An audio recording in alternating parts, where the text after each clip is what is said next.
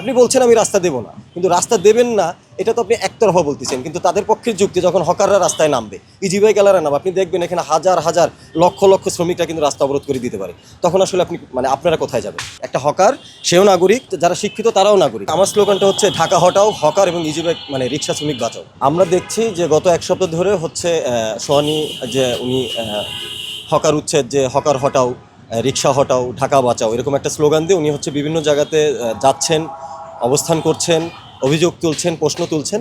কিন্তু আমার কাছে মনে হয় যে উনি একতরফা একটা সিদ্ধান্ত নিচ্ছেন এবং একচাটি একটা উনি চাপাই দেওয়ার একটা চেষ্টা করছেন। কারণ আমাদের ঢাকা শহর হচ্ছে, ধরেন আমরা একটা কিছুদিন আগে কথা বলছিলাম যে ঢাকা হটাও, ঢাকা কেন হটাইতে হবে? কারণ এইখানকার আপনি হকার হটানো সম্ভব না, এখানে ইজি বাইক চালক হটানো সম্ভব না। কারণ বাংলাদেশে এই যে কিছুদিন আগে গণঅভ্যুত্থান হয়েছে আপনার কর্মসংস্থানের দাবি কেন্দ্র করে, তাহলে একটা কর্মসংস্থানের দাবি কেন্দ্র করে আপনি একটা গোষ্ঠীকে যখন উঠাবেন, তার একটা সম্মানজনক সমাধান আনতে হবে উভয়ের পক্ষে।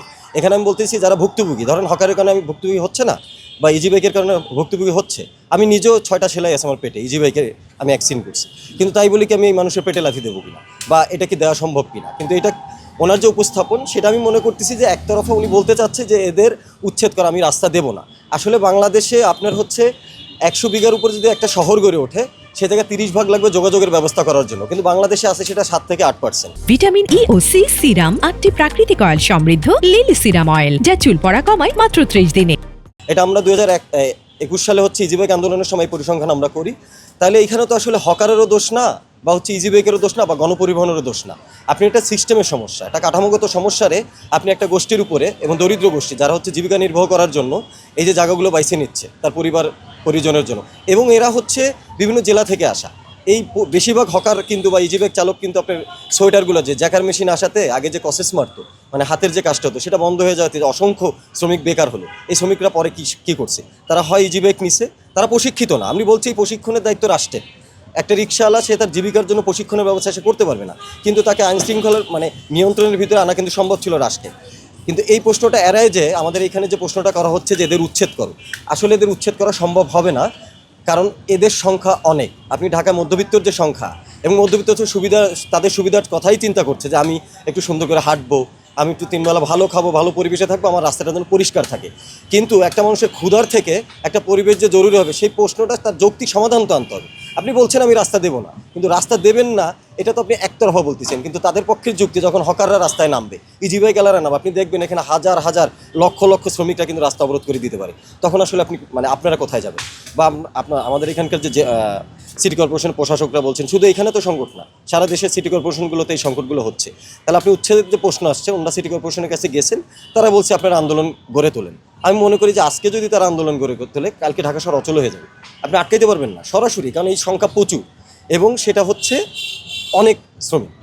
আমার স্লোগান হলে আমি বলতেছি যে ঢাকাই হটাইতে হবে।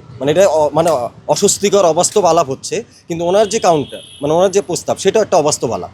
আপনি এত সংখ্যক মানুষকে তো উচ্ছেদ করতে পারবেন না একটা সম্মানজনক সমাধান ছাড়া। আপনার প্রস্তাব লাগবে তারা কিভাবে জীবিকা নির্বাহ করবে, তাদের কাজের ব্যবস্থা, কর্মসংস্থানের ব্যবস্থা। এরপর আপনি হচ্ছেন এইখানকার প্রশাসক বা যারা যারা আছে, সরকার নিজে দায়িত্ব নিয়ে দুই পক্ষের মিলে একটা সম্মানজনক সমাধানের দিকে যাবে। শোনেন, দাগ কাটার যে নিয়মটা নতুন যে আমরা দেখছি, বলা হচ্ছে এগুলো বাইরের সিস্টেম, কিন্তু আসলে এটা একটা চাঁদাবাজির নতুন কৌশল। আপনি দেখবেন যে দাগগুলো কাটা হচ্ছে, এটা জেলা সিটি কর্পোরেশন থেকে করা হচ্ছে, এবং এইগুলো কারা নিচ্ছে? আপনি দেখেন, আমাদের কাছে তথ্য আছে, আমরা তো মাঠ পর্যায়ে কাজ করি।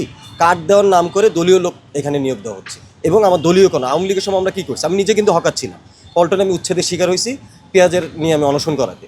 তো সেইখানে আমরা কি দেখছি, আমাদের সবাই মিছিলে নিয়ে যাওয়া হইতো, আওয়ামী লীগের মিছিলে। যদি আপনি না যেতেন, আপনার দোকান উচ্ছেদ করা হবে বা আপনার একটা জরিমানা করা হবে।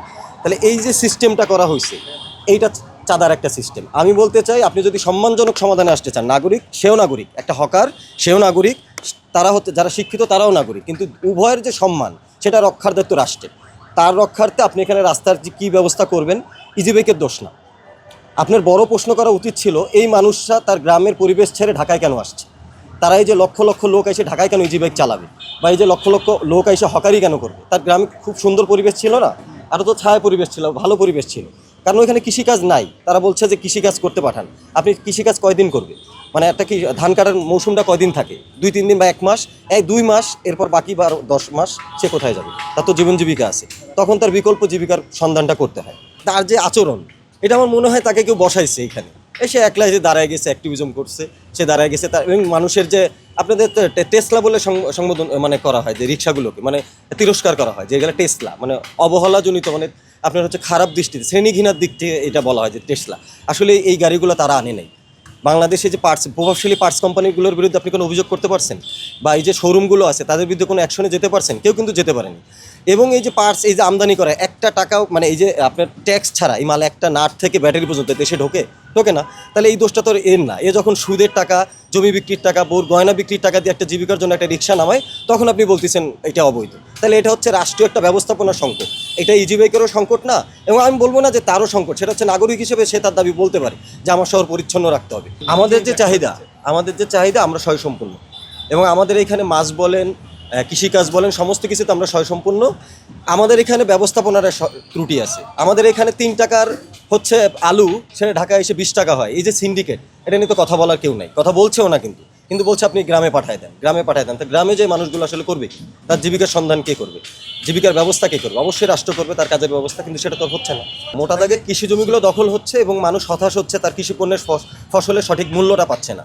তখন সে আসলে এই পেশা থেকে বেরোয় আসতেছে, এবং সেটা হচ্ছে আপনার কৃষক এবং বড় বড় কোম্পানিগুলো দেখবেন তারা বড় বড় খামার করতেছে। কৃষক সরাসরি যে তার নিজের জমিতে কৃষক ফসল ফলায়, তো সে এখন হচ্ছে কর্মচারী হয়ে, মানে ওইটার কি বলে, কামলা হয়ে সরাসরি ওই কোম্পানিগুলোর সাথে কাজ করছে। মানে তার যে সত্তা, তার যে প্রতিভা, সেটা হচ্ছে কোম্পানির কাছে বিক্রি করা হচ্ছে।